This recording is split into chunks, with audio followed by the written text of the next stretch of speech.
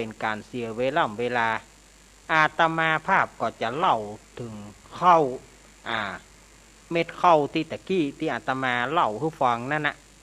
ว่าเม็ดข้าวสมัยก่อนเนี่ยหน่วยมันเหมือนกับหน่วยบ่ฟักอ่าต้นมันสูงหน่วยออกมานี่เหมือนกับหน่วยบ่ฟักหมูเขาเนี่ยนะบ่ฟักหมูบ่ฟักโมนเนาะเนี่ยแต่เปิ้นอยู่กันถึงเวลาเข้าสุกแล้วเข้ากับต้นข้าวโพดเปิ้นจะมาด้วยกันเปิ้นจะกิ้งมาสู่ยุ้งสู่ฉางที่อาตมาเล่าไปตะกี้ทีนี้เนี่ยแม่ไม้เนี่ยมันแป่งหลงเข้าบ่แล้วถึงเวลาเข้ากับข้าวโพดก็กิ้งไปบ้านเข้าบ้านมันโลก็ทำให้มันเกลียดก็เลยด่าเข้าบุบเม็ดเข้าด่าเข้าด้วยกรรมต่างๆนาที่กรรมบ่เหมาะบ่ควร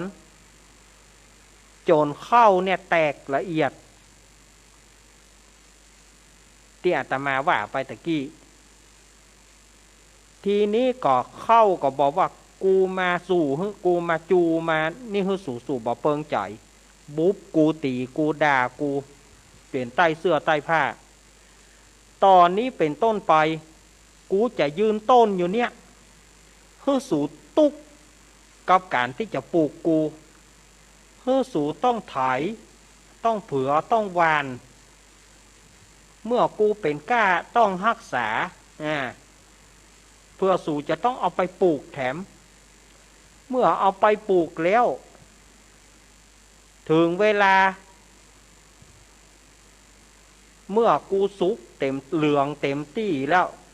ถ้าสู่บอกไปเกี่ยวเอาอย่าหวังว่ากูจะมาแถม เฮือสูเนี่ยต้องไปเกี่ยวกูมาถ้าสู่บ่เกี่ยวกูก็จะอยู่ยืนต้นท่านะเป็นเหยื่อนกเหยื่อกาเฮือนกคือกากินแล้วเมื่อสู่เกี่ยวแล้วสู่ก็ต้องได้กองไว้แล้วก็ต้องได้ตีได้ฟาดแล้วก็ต้องตากแล้วก็ต้องตำหรือว่าสีเมื่อตำหรือว่าสีแล้วสู่ก็ต้องนึ่งดูหรือว่าหุงกว่าจะได้กินข้าวนี่มันบาดใจสเล็กสะหน่อยในปัจจุบัน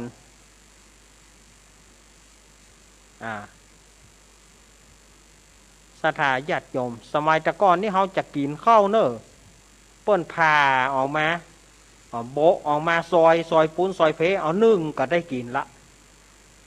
แต่ในเมื่อเนี่ยแม่ไม้ไปบุบเข้านะก็ทำให้เข้าโคตรและก็เข้ากับข้าวโพดก็เลยแยกกันอยู่โดยปริยายเพราะว่าฮ้อนโดยกำแจ้งกำด่าโอ้แปลว่าอย่างอี้กันนี่เข้าฮ้อนโดยกำแจ้งกำด่าเข้ากับข้าวโพดมันอาจจะอยู่ด้วยกันได้ก็เลยอยู่คนที่คนต่างถ้าไผ่บ่ไปเกี่ยวบ่ไปหักเข้ากับข้าวโพดก็จะยืนต้นอยู่อย่างนั้นนะเพื่อจะเป็นเหยื่อนกเหยื่อกาอันนี้เฮาก็เลยได้หันเข้าแตกละเอียด เฮาได้หันเข้าในปัจจุบันเนี่ยเม็ดแตกละเอียดเลยต้องเอาไป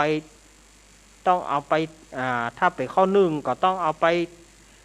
ตากไปตำไปสีแล้วต้องเอามาแจ่แล้วก็นึ่งกว่าจะได้กินถ้าเป็นข้าวหุงก็ต้องใส่น้ำนักก็แจ๊ะใส่น้ำน้อยก็โก้นหม้อจะไหม้ กว่าจะได้กินบะใจเป็ดสเล็กสะน้อยอันนี้คือประวัติของข้าวที่เรากินมาข้าวณปัจจุบันนี้เป็นแหมอย่างข้าวสมัยก่อนเจนกะเจนยะมันไปแหมอย่างหนึ่งอันนี้อาตมาเอามาเล่าให้สถาญาติโยมได้ฟังเนอะอย่างที่อาตมาว่านะอาตมากระถ่ายทอดคือสถาญาติโยมได้ฟังกันนะสถาญาติโยมก็อย่างน้อยอาตมาก็มีชื่อติดไปนวมอยู่หรอกเมื่ออาตมาล่วงลับดับขันไปเมื่อใดอาตมาล่วงลับไปจากโลกนี้อย่างน้อยกรรมของอาตมานี่ก็อาจจะติดไปนวมของสถาญาติโยมพี่ตายเน้นลักนะก็เอามาเล่า ยังเก่งก็มีชื่อเขาติดไปนวมไว้สถาญาติโยมเนาะ อันนี้คือเรื่องของเข้านะแล้วก็แม่จันโสมหลังกาดแม่สาวแม่อายพอจบจากนี่ละอาตมาจะเปิดสายแล้วเนอะแม่จันโสมมณีจักหลังกาดแม่สาวแม่อายได้ถามอาตมาว่าสมัยก่อนเนี่ยซัดปากได้ต้นไม้ปากได้แล้วเนี่ยหยังมันถึงมายุดปากก็เดี๋ยวอาตมาจะอู้ให้ฟังอาตมาจะเลี้ยงลำดับไปก่อนนะอาตมาจะเลี้ยงลำดับลำดาก่อนคือสมัยก่อนเนี่ย จะพระพุทธเจ้าองค์ไหนก็บ่ฮู้หรือว่าในสมัยนั้นจะว่างจากศาสนาก็บ่ฮู้อันนี้อาตมาออกตัวก่อนนะว่ามันจะสมัยพระพุทธเจ้าองค์ไหนอาตมาบ่อาจจะฮู้ได้เพราะว่าอันนี้เปิ้นเล่าสืบกันมาเป็นนิทานปรัมปราเปิ้นเล่าสืบกันมาให้ลูกให้หลานได้ฟังกันว่าสมัยตะก้อนเนี่ยโคนเฮากับเมืองฟ้านี่นะโคนเฮากับเมืองฟ้าเนี่ยสามารถจะไปหากันได้ เฮาอยากจะไปบนฟ้าก็จะมีเกี้ยวมีวอทองมีคันไดมีบันไดเงินบันไดทองจะมาฮับเอาเฮาไปสามารถจะขึ้นเอี่ยวบนฟ้าได้มูเตวดาก็ลงมาหาโคนได้นี่สมัยบลุกกุกุยละเจ้นในบ่หัวถ้าเขาบอกว่าวันนี้อยากจะไปเอี่ยวบนฟ้าเนอะก็จะมีบันไดเงินบันไดทองก็จะมี เกี่ยวเงินวอเงินวอทองเข้ามาฮับเผาไปมีราชรถมาฮับเผาไปเอี่ยวสามารถจะไปเอี่ยวบนฟ้าได้บนฟ้าจะมาหาเมืองคนก็ได้คือสื่อสารกันได้แล้วสมัยนั้นเนี่ยสัตว์ตั้งหลายบอกว่าจะเป็นสัตว์ปูป๋าจ้างม้างัวควายอย่างต่างๆหมูเห็ดเป็ดไก่นกหนูสามารถใช้ภาษาเดียวกันคือใช้ภาษาของมนุษย์ใช้ภาษาของมนุษย์เฮาเนี่ยใช้คำอู้ของเฮาเนี่ยต้นไม้ก็ปากได้ถ้าว่าไผไปแล้วไปย่างห่มย่างเงาต้นไม้นั่นก็จะเอาม่วนอกม่วนใจได้กินอย่างมาเลี้ยวกานี่กันว่าบ่ได้กินก็เด็ดเอาแหละลูกข้ามีปลาเลอะจะกินในอย่างจะเปิ้นอนุญาตทึกกันกินอยากจะไปเอี่ยวบนฟ้าก็ได้อยากจะมาเอี่ยวเมืองโคนก็ได้สมัยก่อนเปิ้นจะฟันไม้อย่างนี้นะต้องจุก่อนต้องจุไม้ก่อน ไม้ต้นใดบ่ฮื้อฟันจะไปฟันข้าเนอจะไปฟันข้าเนอโอ้ยก็เลยจุต้นไม้เปิ้นจะเอาไปแปลงดงเปิ้นจะเอาไปแปลงดงจะเอาไว้ต้งขาสาวมันตึงฮื้อต้องจุก่อนถ้าบ่จุนี่บ่ได้ฟันไม้มันมีหัวจิตหัวใจก็โลกไม้มันปากได้หรอกถ้าว่าเขาจุมันเปิ้นจะเอาไปแปลงดงเอาไว้ต้งขาสาวเอาเตอะ ต้นไม้ต้นนั้นก็เอาข้ามต้นเนอต้องจุก่อนบ่จุฟันบ่ได้ที่นี้คนเฮานั้นถ้ามีเรื่องไอ้หยังบอกว่าสัตว์บอกว่าคนนะถ้ามีเรื่องไอ้หยังก็ต้องไปฟ้องพญาอินทร์แล้วให้พญาอินทร์ตัดสินการพญาอินทร์ตัดสินไปถ้าบ่เป็นที่ถูกใจก็เดือดร้อนแถมเมาะเดือดร้อนแถมสมัยนั้นสัตว์ก็ไปเมืองฟ้าได้คนก็ไปเมืองฟ้าได้อย่างว่าถ้าสัตว์มีเรื่องมีราวก็ต้องขึ้นไปฟ้องพระอินทร์คนมีปัญหาก็ต้องไปฟ้องพระอินทร์ พระอินทร์นี่ถ้าจะเหลือเปาบุญจีนกันเนาะ เออ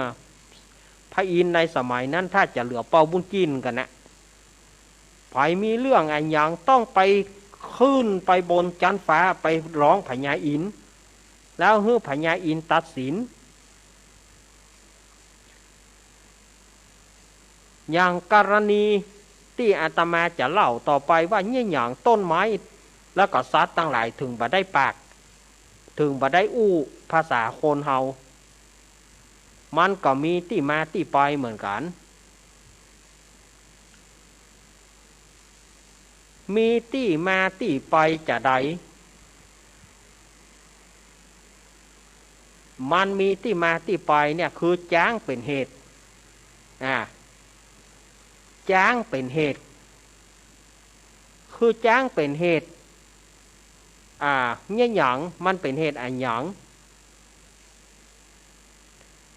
ก็คือว่าจ้างมันฮ้องเพลงดัง จ้างมันฮ้องเพลงดังฮ้องเพลงนี่พอเธออยู่ไหนป่าที่ไหนก็เป็นได้ยินเสียงจ้างฮ้องเพลงที่นี่หมู่สัตว์ตั้งหลายรวมจนถึงต้นไม้ต้นตอกก็มีการรำคาญจ้างอีลูกมีการรำคาญจ้างทั้งสัตว์ตั้งหลายรวมตัวกันตึงต้นไม้ต้นไม้ก็ไปตัวเปิ้นนะป้ากันขึ้นไปฟ้องพญาอินทร์ว่าไหว้สาพญาอินตาเป็นเจ้าบาเดียนี่ผู้ฆ่าตั้งหลายมาขอร้องพญาอินอย่างหนึ่งข้าพเจ้าเขามีเรื่องด่วนที่จะต้องมาฟ้องพระอินทร์ พญาอินทร์ก็ถามว่าสัตว์ตั้งหลาย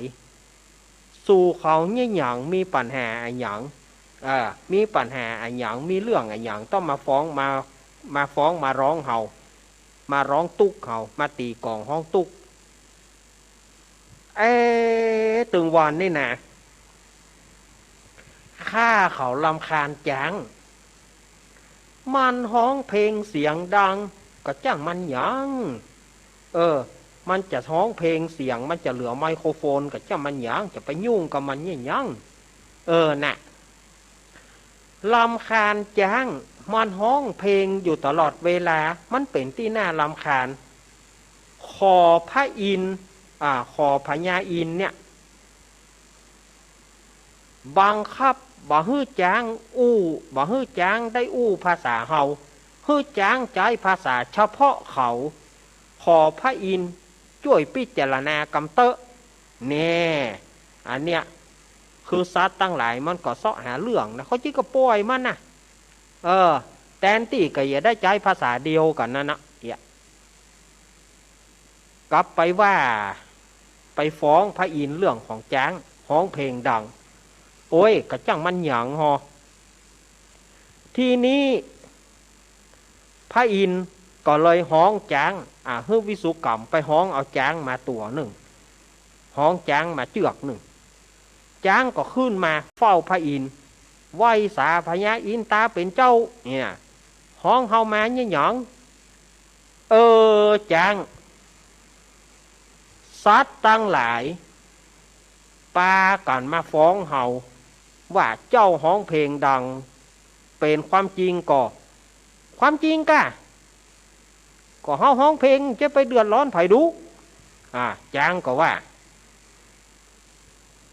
แต่ว่าสัตว์ตั้งหลายเปิ้นบ่พอใจรวมถึงต้นไม้ก็บ่พอใจเจ้า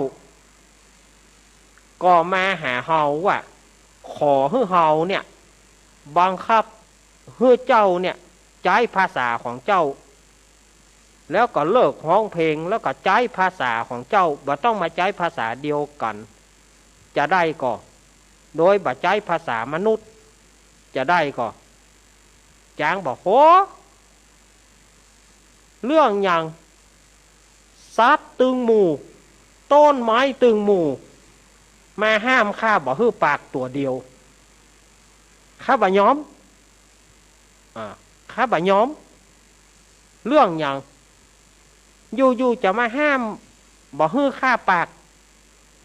แล้วสัตว์ทั้งหลายสามารถจะอู้อันหยังก็ได้ปากได้ถ้าว่าบ่ฮื้อฆ่าปากสัตว์ทั้งหลายก็ต้องบ่ปากเหมือนกันรวมถึงต้นไม้ต้นตอกก็ต้องบ่ปากเหมือนกัน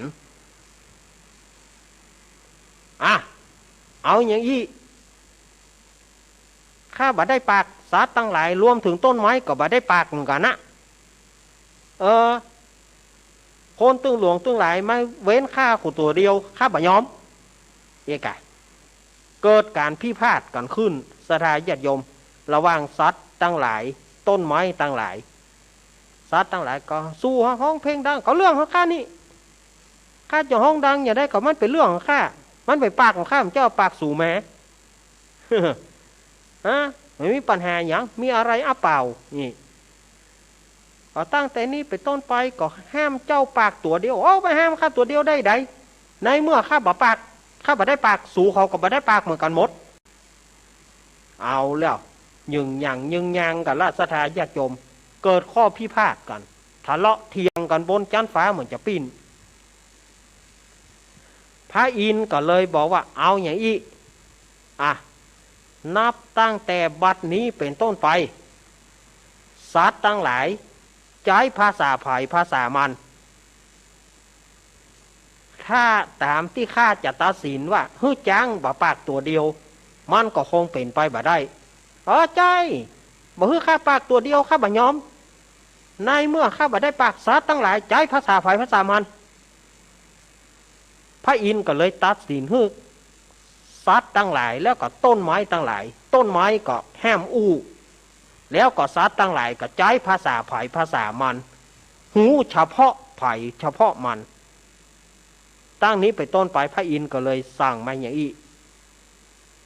ตั้งแต่นั้นไปต้นมาสัตว์ทั้งหลายรวมถึงต้นไม้ต้นตอกก็ปากันว่าพระอินทร์ลำเอียงพญาอินทร์ลำเอียงด่าพญาอินทร์ด้วยคำหยาบคายพระอินทร์ลำเอียงพระอินทร์บ่เที่ยงตรงบ่เที่ยงธรรมด่าพระอินทร์ต่างๆนานาพระอินทร์ก็เลยบอกว่าตั้งแต่นี้ไป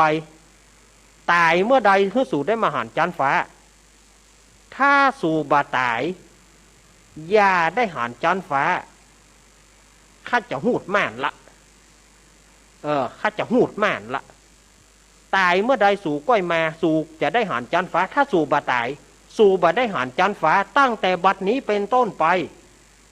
พระอินทร์ไล่สัตว์หมู่นี้ลงแล้วก็หูดพม่านพาดเฮาก็เลยบ่ได้หันบนจันฟ้าสัตว์ทั้งหลายก็เลยบ่ได้ปากตั้งแต่บัดนั้นไปต้นมานะสถาญาติโยมอันนี้เป็นที่แม่จันโสมได้ถามอาตมามาว่ามันเพราะอันอย่างหาเนี่ยอาตมาเล่าให้ฟังแล้วนะแม่จันโสมอาตมาเล่าให้ฟังแล้วเนอะอันนี้อาจจะเป็นเกร็ดเล็กเกร็ดน้อยเพื่อศรัทธาญาติโยมได้ได้ฟังกันว่าอาจจะเป็นประโยชน์บ่นักก็น้อยเนี่ยสัตว์ทั้งหลายถ้าว่าอ้อมชอมกันเหียอ้อมชอมกันเหียฮื้อเกียรติซึ่งกันและกันก็ได้เอาละอาตมาจะวางสายแล้วเนออาตมาจะวางสายละสายแรกจากตังใด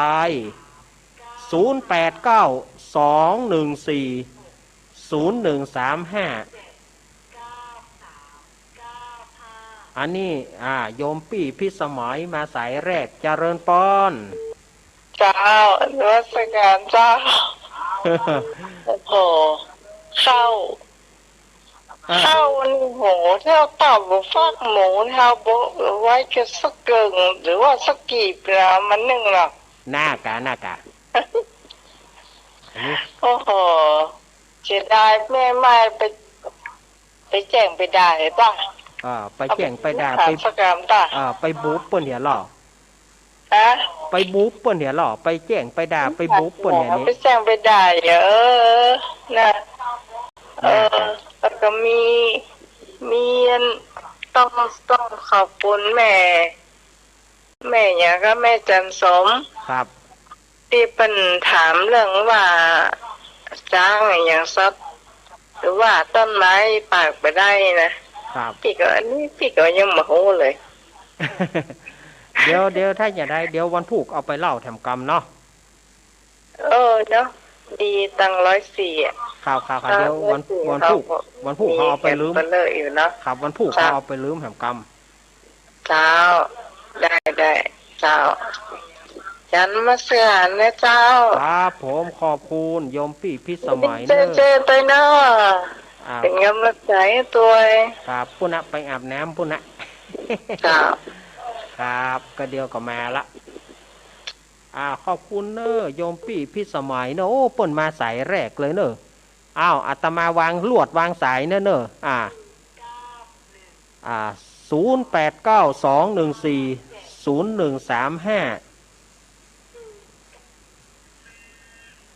น้องเบี้ยวว่าแล้วครับไว้จ้าครับน้องเบี้ยวว่าจะได้ผมก็บอกเหมือนกันเนอะเกิดประการขอเกิดประตานเหมือนกันเนาะบาตานจะไปตานได้อย่าไดก่อนหน้ากันเนาะทุกปีจะยังมาตานเลยเนาะโอ้จะไปตานแล้วโหมันเจ๊นไหนบ่หูก็บอกโหเนาะเอาเกิดมากับต้นไม้มันก็ตึงบอกปากอยู่แล้วหน้ากาแล้วก็อันพิสินกันเนาะเถียงกันตะกี้เนาะพิสินกันน่ะพิสินข้อ4เนาะพิบหน้ากาก็มาเป็นมงคลคนหนึ่งก็จะห้องเพลงดังคนหนึ่งก็จะอันเถียงกันเนี่ยพิษกันสูต้องเป็นอย่างนั้นค่าต้องเป็นอย่างนี้เนาะน่านากาเอาเต้าอี้คนแล้วกันครับผมทุกพี่ขอบคุณน้องเบี้ยวเนอะขอบคุณน้องเบี้ยวนักข่าวของเรานักข่าวประจำสถานีของเราสายว่างแล้วเนอะใครจะโทรเข้ามา0892140135สายว่างแล้วจะเริญปอนจากได้จากเจ้าลูกเนนแม่สีทอนเจ้าแม่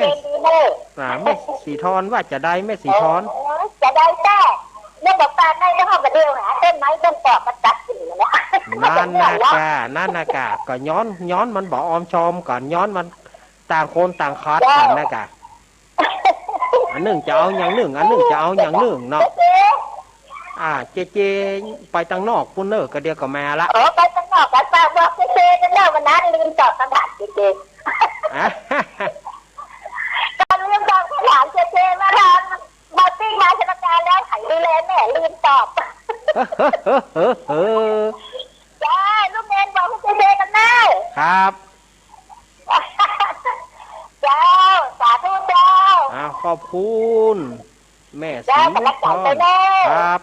แม่สีทอนเปรมจิตแน่กะมาเลี้ยวแม่สีทอนแม่สีทอนนี่ก็ถือได้ว่าเปิ้นดูแลแม่ตัวจาเริญปอนนมัสการเจ้าแม่จันสม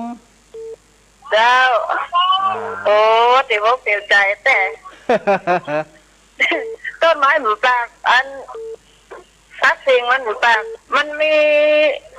หมากับแมวนี่นะมันหูเหลืองอยู่นะแล้วแต่มันปากมาได้นะมันแค่ปากขนาดแต่ก็มันก็ไข่ปากแต่มันก็ปากมาได้ปากมาได้แต่มันหูเหลืองเขาอยู่นะเนาะหูอยู่เจ้าน่ะโอ้อย่างที่มันมาเข้าใจกันนี่มันเป็นอย่างนี้เนาะมาเข้าใจกันเนาะแน่จากความบ่เข้าใจกันคัดคอกันกะลัดกะแล่งกันเจ้าถ้ามันเข้าใจกันอยู่ด้วยกันมีศีลเจ้ากันเนี่ยอยู่กันวันเนาะแต่ที่เขาก็ได้หันจันฟ้าเนี่ยไม่ได้หันสักคำนะฮะแต่แกเป็นหูดพระอินทร์หูดม่านเนี่ยตายเมื่อใดก้อยมาโอ้ซื้อกระดาษวันนี้นะครับให้กำลังใจเด้อครับนมัสการเจ้าฟังต่อไปแน่แม่จันสมมณีจะมาแล้วหลังจากแม่สาวแม่อาย มอมอหายเนอะมอมอ เจริญปอน เจ้าจากแม่จ๋าลุงนี้เจ้า จากทางใดแม่ ยังปลาเป้าไม่จันเจ้า แม่ ฟัง จาน อยู่ แม่ เจ้า จานเนาะเวียง แม่ ปะเป้า แม่ฟังตังนิดเจ้า ครับ เจ้าอารู้ ได้ยินแล้ว เจ้าฟังอยู่เจ้า หน้ากา เจ้าตู้ลูกเจ้าฟังตั้งแต่เล่าวันนี้มาละเจ้าตอนแรกนะเจ้าฟังตังนิดนี่เขามี100 ปีอะเจ้า อ๋อ เจ้าฟังตลอด ฟังตลอด ตู้ลุง เนาะ นันฟังดีนะแต่เจ้าตู้ลุงนันไปกลับไปเห็นนะ อันน่ะ เจ้าเนี่ยก็ฟังตู้ลุงนันแต่เจ้านะ เจ้าเมื่อวันก็ฟังเมื่อเจ้าก็ฟังเนี่ยตื่นเจ้าอีกแล้วตี 3เนี่ยก็ตื่นแล้ว เอา เจ้าเอาตู้ลุงไปกลับเลยจ้ะ หน้ากาเอาตุลุงไปกราบตัวเนาะ เอาตู้ลุงไปกลับเลย เอารถเครื่องไปเลยเจ้าฟังแล้วกำลังใจเนอะลุงยังเลยเจ้า ครับ ยินดีแม่จาน เจ้า เนอ ติดตามตลอดเลยเจ้าไว้จ่าเจ้า ครับ เจ้า ญาติโยมจะเสริมมาก็ได้เนอะว่าที่อาตมาอู้ไปมีอันใดที่จะเสริมปีหู2น้องหู1ว่าจะได้ มาจัดการเจ้าย ายพรยายพรยายพรตาลก่อต้นไม้ปากยายพรตาลก่อบาตาลเนาะ แม่เลยวะ ฮะ แม่เลย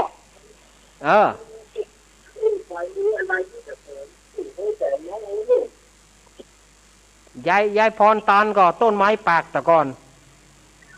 บ้านเราแดงก็มีต้นไม้ปากอ่ะ มาเลย เราแดงนี่ก็มีนะต้นไม้ปากนะ อันน่ะ มาแล้วเอวเนาะ มีที่ไหนนะ มันมีกูเก้าอ่ะ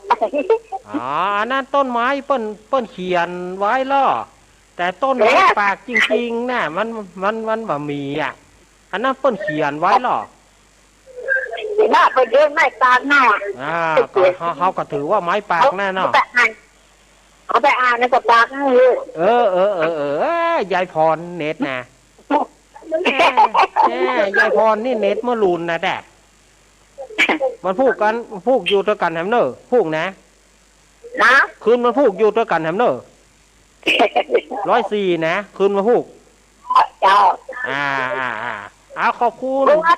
ฮะ มันมีของนี่เนื้อเดียวอ่ะ เอาว่าไปเลย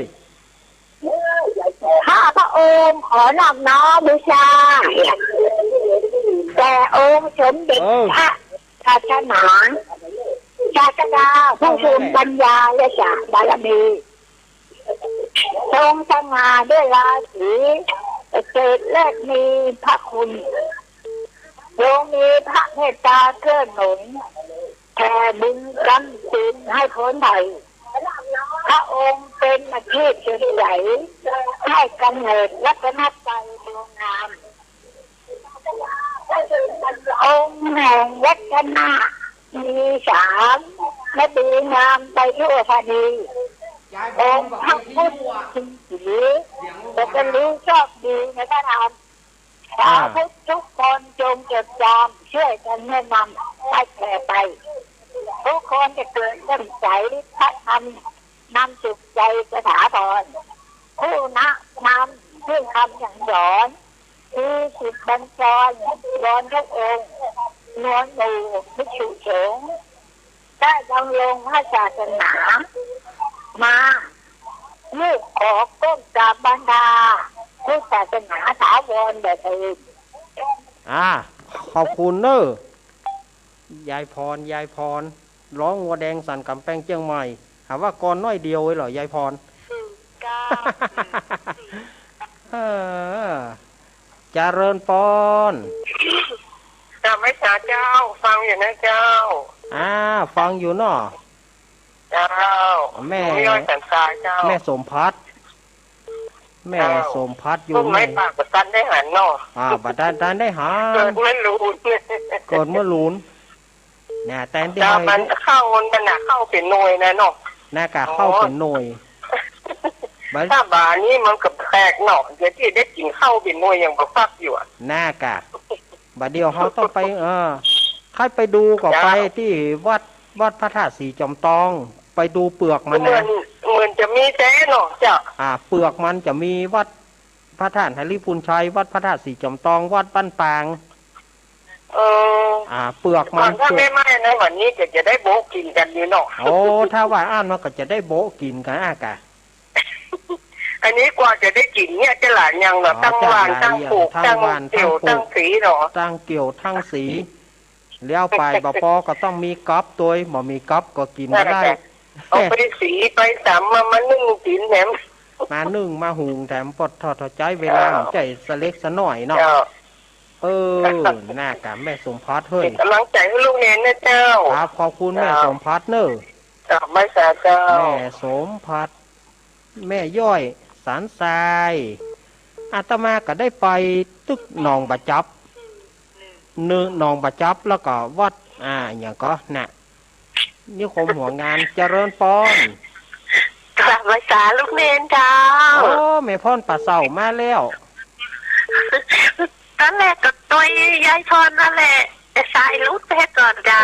สายรุดเทก่อนเจ้าโอ้ยอย่าลูกเล่นใครได้ยินจ้างห้องเพลงแต่เนอะเจ้ามันจะปิ้นเสียงจะคือเขาก็ใจห่อนไปเนาะเจ้าใจห่อนน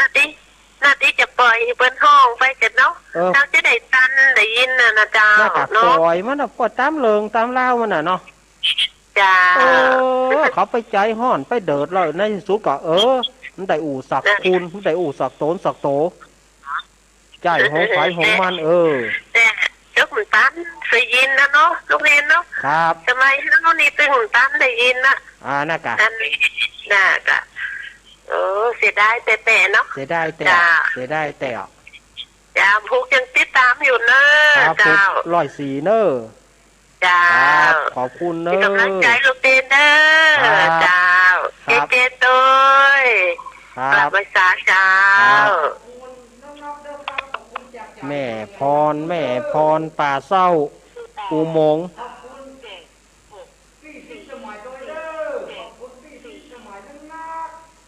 มาแล้วหญิงไทยหัวใจเพชรมาแล้วภาษาเจ้าเน้นเน้อครับจ้าชัดเจนเลยเด้อเน้นมันแซงมันแบบนี้อย่างว่าเพลงนะเจ้าของเพลงก็แต่ลองการเนี้ยน่ากันเนาะ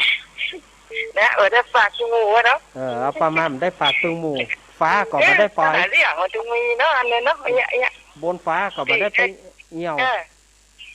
นะพระอินวิ่งแล้วมาได้หันเสื้อได้ปากกระยาพระอินหูดมากเนี่ยพืชได้หันอย่างละตายเมื่อใดก็มาตายเมื่อใดได้ขึ้นม้อนตายเมื่อใดได้ขึ้นม้อนเนี่ยเอาเซ็นจะเจนเด้อครับเดินทางปลอดภัยได้เด้อครับขอบคุณเด้อจะเจมี่นะกะมินี่ละครับผม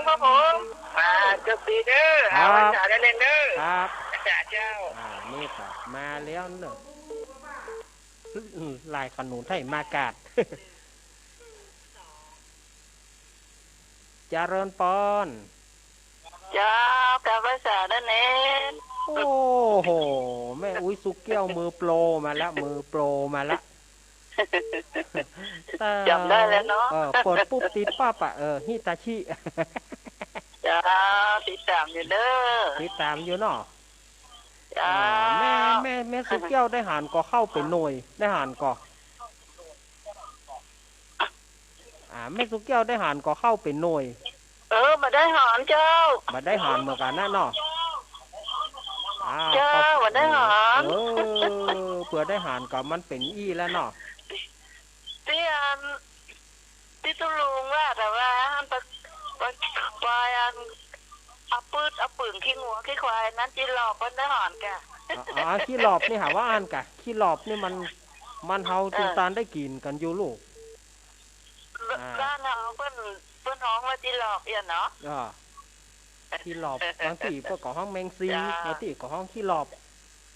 บ้านเฮาแจ้งนะแต่เอาแกบใส่กอเขียไปโค้ยคูปืนขี้งัวขี้ควายน่ะกะ จ้าเจ้ากำลังใจเด้อฝากแต่ข้างคนน้อยเนาะครับขอบคุณแม่สุเกี้ยวเนอศรีราพรศรีเตี้ย0892140135มาเดี๋ยวนี้ว่างละ ว่างละโทรเข้ามาเลย0892140135น้อมเจริญเจริญปอนเนอ หรือว่าภายจะเสริมอาตมาตัวก็ได้มีอย่างที่จะเสริมอย่างกี้แม่จันสมเสริมมาละว่าหมากับเมียวมันก็หูกำเห่าแต่มันปากบ่ได้ก็เงี้ยใหญ่มันก็อ่านเปิ้นบ่ฮื้อมันปากหรอกเจริญปอนไหว้ช้าเจ้าจากตั้งได้จันได้แม่จันฟ้องเจ้าโอ้แม่จันฟ้องฟังขึ้นไหนนี่ขึ้นอันนี้104.5นะคะ104นั่นเนาะเจ้า104นี่ไปไกลนะ104นะแม่ตึงพังนี่ลูกกับเก้าพวกนี้แม่ตึงพังเนี่ยจ้ะจะไปตึงเดี๋ยวพังอันนี้ก็จะสอนแหมแต่ผมนี่การเด่นนั่นนี่เข้านะตัวโอ้เม็ดดอกเต้ามันวัวผ่าแท่งหลวงมีอยู่จะออกเบอร์อย่าไม่ไหมมันแปลงตัวข้อมเรื่อยอีกอะมันแปลงเราเข้าบ่แล้วเราเข้ากิ่งไปหามันเอายูเขาบุ๊บอีกอะเอายูกาบุ๊บกาด่าใต้เสื้อใต้ผ้า5 ปัก5กินเนี่ยมาตัวมาเด้อมาหาป่อมึงอย่างยามนี่เอกอะอันแต่สบายเนาะที่เฮาก็ได้กินข้าวแบบเฮาพาเกิงก็ได้กินแล้วเอา1เดี๋ยวเนี่ยต้องมาหาต้องเอากับอย่างบ่มีกับก็กินบะลงถ้าอย่างเขาบอกผักเลยเนาะก็อันน่ะกะเมื่อเขาบอกฟอกน่ะกะเป็นกีบนี่เนาะไปกีบกะแตกแหน่แบ่มหายเนาะน่ะแตกบะแลนแบนแบกกว่าจะกินได้ไปตุกไปยากต้องมาฟัดมาโอ้จะซะหน่อยนะเอาไปหวานไปปลูกไปเอาไปหวานไปปลูกเอาโกเกี่ยวไปตีเอาน่ะเพื่อว่าถ้าบ่ไปอ่านมาก็บ่แม่มันตึงบ่แม่แล้วเปิ้นตึงแม่แล้วเปิ้นตึงแม่แล้วจะเป็นเหยื่อนกเหยื่อกาอ่ะแต่กะน่ะเดี๋ยวอ้อมแล้วมันยังเป็นหนูกานกกามากวนอยู่น่ะกะเพราะว่าเปิ้นสัญญาก็หล่อถึงเวลาบ่แม่ก็สู่กินเด้อสู่จะกินก็กินอ่ะเปิ้นฮื้อสัญญากันไว้หรอไม่เพิ่นไม่ก็ฟังดมโทมนะโทมต้านตื่นอีแต่ต้านเนาะแม่จันฟ้องจะได้บ่ได้ปะกันแน่จะได้ร่อมได้ปะกันเห็นบุญมีแต่กำบังก็ไหวเอาปูนไปถอนเน้นเนี่ยน่ากะตึงได้หารอยู่นกกระแตเพิ่นนะนกกระแตกำลังใจเนอะนกกระแตเพิ่นนะบ่รับบ่นอนน่ากะแต่ตะเวทอ่ะได้ยินอยู่อ่ะได้ยินอยู่เนี่ยนกกระแตเพิ่นน่ะแม่ว่าปลูกจะไข่ไห่นี่ใส่ไข่กันนี่ก้าขอบคุณแม่จันฟองเนอเจ้าขอบคุณแม่จันฟองโปงดอนแจ่โฮมลำปาง6050นี่จากทางใดเจริญปอนสาธุกับนมัสการเจ้าน้องเนนนี่แม่ยังแม่อินทนินอยู่แม่สุนน้อยเมืองฝางเจ้าแม่อินทนินขอเสริมเรื่องอันที่ต้นไม้ปากได้ว่ามาเลยอันตะกอนนี้มันเจ็นเพราะมันเล่าให้แม่ฟังนี่เมื่อเป็นละอ่อนละเพิ่นว่าอันตะกอนนี้มันมีหมอยากะไปไล่ถามต้นไม้อันนี้ยาอันนี้อันหยังใส่อันหยังไปยารักษาโรคอันหยังกะเพราะว่าต้นไม้ในป่าผู้อย่างนี่มันเป็นยามดสมันก็เป็นยาพิษเอาอันนี้ไปผสมอันนี้ไปฆ่าคนตายแล้วพอดีไปปะฤาษีว่าอันยานี้ต้นจะเอาไปอย่างอี้ว่าถ้าอย่างอี้ได้สารน่าจะต้องเอาไปฆ่ากันนี่มันดีละฤาษีเปิดกันเลยมาคือต้นไม้ปากเพราะว่าคนนี้มันกิเลสมันนักไข้โลกไปรักษาเพิ่นกับไข้โลกเอาเงินเอาทองเพิ่นสมัยตั้งก่อนเพิ่นใจเงินเพิ่นห้องเงินพด เงินอะไรอย่างอ่ะเงินพดล่วงเงินก้อมอย่างนั้นอ่ะอุ้ยเพิ่นเล่าทุกฟังแต่ก้อนนะจำเพาะได้พ้องว่าโอ้จะได้แต่ถ้าต้นไม้มันปากได้อีเป็นยุคเป็นยานะเพิ่น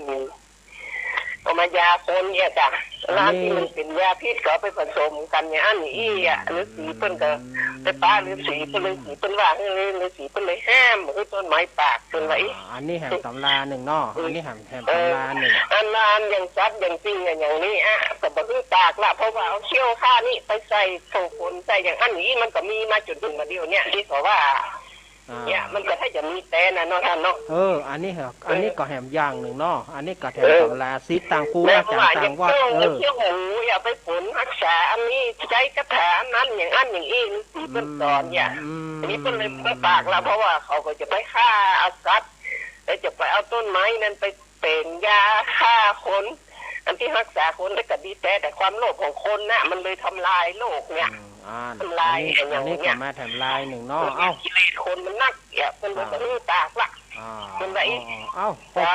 ขอบคุณแม่อินทนินเลยฟังอยู่ตลอดนะเจ้าครับนี่ก่อนเพื่อฟังกับลังม่วนฟ้าฝนมากันเรื่องกันลังอันนี้วันนี้ตกไป3-5แล้วนะ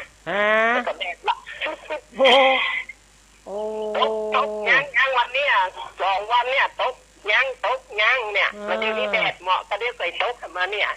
ไม่ถึงน้อยมันหมกหางมุดต้มนะฟ้าก็กระลึงมากระซ่าแล้วเจ้าแต่อีนะเจ้าเน้นให้กำลังใจนะเจ้าขอบคุณแม่อินทนินแม่สูงน้อยนี่กับเปิ้นเป็นนักสมุนไพรแท้ๆแม่อินทนินแล้วกับอันนี้เปิ้นเสริมมาอาตมาก็ยินดีเนอะ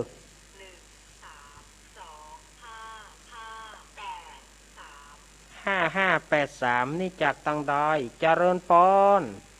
จากไว้สาเจ้าท่าจันทร์นี่ว่าแม่พลอย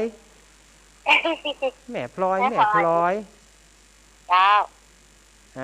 ไม่เคยฟังตลอดอะฟัง3 โมงแล้วเจ้าครับฟังม่วนดีอะเป็นความรู้ดีเคยได้ยินจำเชื่อแม่บ้านแม่พลอยเคยมีก่อตาลตอดตู้เจ้าอ่ะตาลตอดตู้หลวงอ่ะอ๋อไม่เคยมันบอกให้หูจะใดเนาะบอกให้หูจะใดว่าพอดีพ่อกับแม่เพิ่งก็มีแล้วก็บ่ได้ถามเปิ้นแล้วไม่เคยก็บ่เคยตามจำเตี้ยอะค่ะแต่ก่อนนี้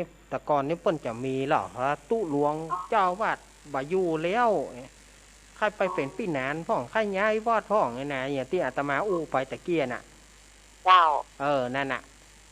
เปิ้นก็ถ้าจะมีอยู่เนาะแม่พลอยจะได้ตามกระเปิ้นสักเที่ยบ่ได้ตามเนาะอันนี้เอามาอู้บ่ได้เอามาอู้คือก่อนฟังบ่ได้ขี้เก่าขี้หลังย้อนหาห้อยถอยหาหีดเพราะว่าย้อนหาห้อยถอยหาหีดบ่เคยได้ยินเนี่ยเนาะบ่เคยได้ยินก็ได้ยินแล้วมันก็เป็นสิ่งที่ดีอ่ะครับขี้เก่าขี้หลังเอามาอู้คือก่อนฟังอย่างต้นไม้อู้ได้อย่างนี้น่ากะเขาก็บ่เคยหูน่ากะวันนี้ก็มีความรู้นะครับเพื่อจะฟอนไม้คนจุก็หรอเอาไปแปลงโด่งเอาไปต้งขาสาวอ่ะบ้านมันบ่ฮื้อเราจะติ๊กไว้ในสมุดไปว่างๆจะเอามาอ่านเอามาขอเอาขอบคุณแม่พลอยเนอะบอกน้องเจแต่น้องเจสวัสดีนะครับเดินทางปลอดภัยนะเจ้าขอบคุณแม่พลอยบ้านสีถ้อยสีถ้อยมอมีไหนมอแม่ปานีมอมีไหนมอเจริญปอนประกาศเจ้าเนรลาดสวัสดีน้องเจด้วยเนอะนี่จากน้อยแม่บมอมาแล้วเนอะแม่บเนี้ยถ้ามันได้นะเขาถ้าเห็นมันได้รับได้นอนเนาะแม่แม่บัวบุญจ้างมันทำปากดังอ่ะมันปากดังหรอยังไม่ใช่ว่าจ้างมันทำดังมันตัวหลวงอ่ะเนาะตัวมันใหญ่เนาะเพราะมันแผดกำปะทะบอลเมื่อแล้วนี่เขามามาดถนัดเจ้าเขามามาดที่วัดถนัดเพราะมันเดือด แม่ใครหัวนะแม่ฟังแม่ใครหัวโอ้ถ้าไม่ได้รับได้นอนหมูเป็ดแม่ไก่เขาจะห้องจะอู้กันเนาะก็น่ากะเขาถึงไปฟ้องพระอินทร์น่ะพูดแช่เรื่องการพูดพม่านะร้านนี้ขอฝากขอบคุณน้องเบลด้วยเนอะเดี๋ยวพอนึกแม่สุขภาพดีน้องเบลก็ขอสุขภาพสมบูรณ์ดีเหมือนกันเนอะน้องเบลฝากไปถึงน้องเบลเนาะน้องเบลฟังอยู่น้องเบลฟังพวกแม่ฟังอยู่เนอะแม่จะนอนฟังเดี๋ยวจบรายการเนอะครับแต่ก็จะดูก่อนเนอะถ้ามันบักขลึงขล่างก็จะลูกเนนก็จะออกตัวเปิ่นนะแต่มันขลึงขล่างก็สามารถจะออกได้ก็บอกว่ากันเนอะจ้าถ้าขลึงขล่างแม่ก็เปิดมาได้เหมือนกันแม่ก็กลัวกลัวนะแล้วเขาต้องใช้โทรศัพท์เพื่อไม่ได้ใช้ไมโครโฟนน่ะต้องใช้ตั้งโทรศัพท์เดี๋ยวก็ต้องดูฟ้าดูฝนก่อนเนาะแม่ชอบมันถ้าอย่างพระครูที่อันเจยอดเป็นเด็กคนที่ใครหัวเนาะคนทุกคนโดยใครหัวโดยอาจารย์ทวัฒน์นะอาจารย์ทวัฒน์น่ะตลกดีใครหัวได้มันน่าจะดีม่วนดีเหรอแม่ฟังจนจบรายการเลยมันจะลดดีการเครียดไม่ใครหัวจนมันว่าต่อยิ่งออกไป10 ปีมันไม่มานะเจ้าแม่ให้กำลังใจนะเจ้าแม่บัวบุญแม่บอแม่บัวบุญเนี่ยมาแล้วอีกะมานั่งนักก่อนนะศรัทธาญาติโยมศรัทธาญาติโยมก็มากันได้เนอะ0892140135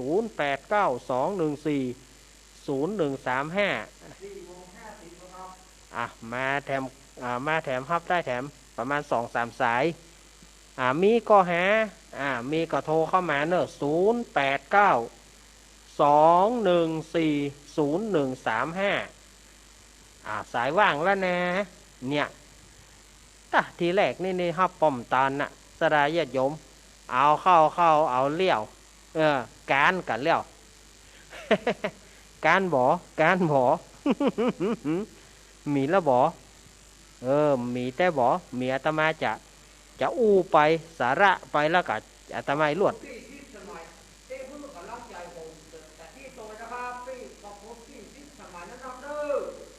ขอบคุณพี่พิสมัยเจว่าขอบคุณเนอะ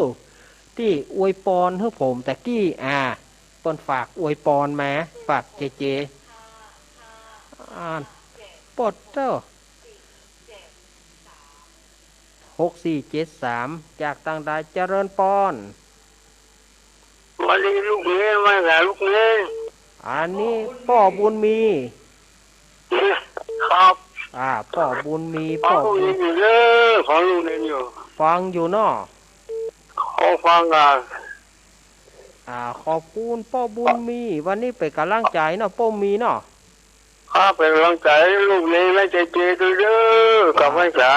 ขอบคุณพ่อบุญมีเมืองกลางพ่อบุญมีเปิ้นอยู่บ้านเมืองกลางน้ำตกแม่กลาง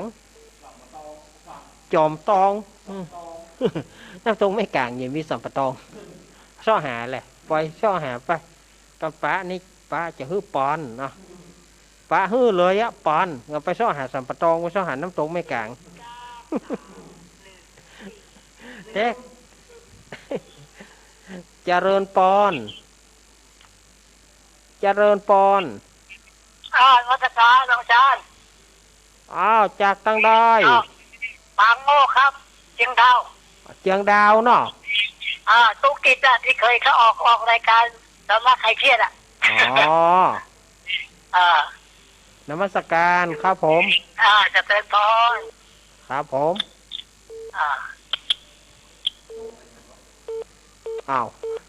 แล้วเอาปลามาเฮาก็บ่ฮู้ก็เปิ่นประเด็นเปิ้นก็มาด่วนเจริญปอนยายพร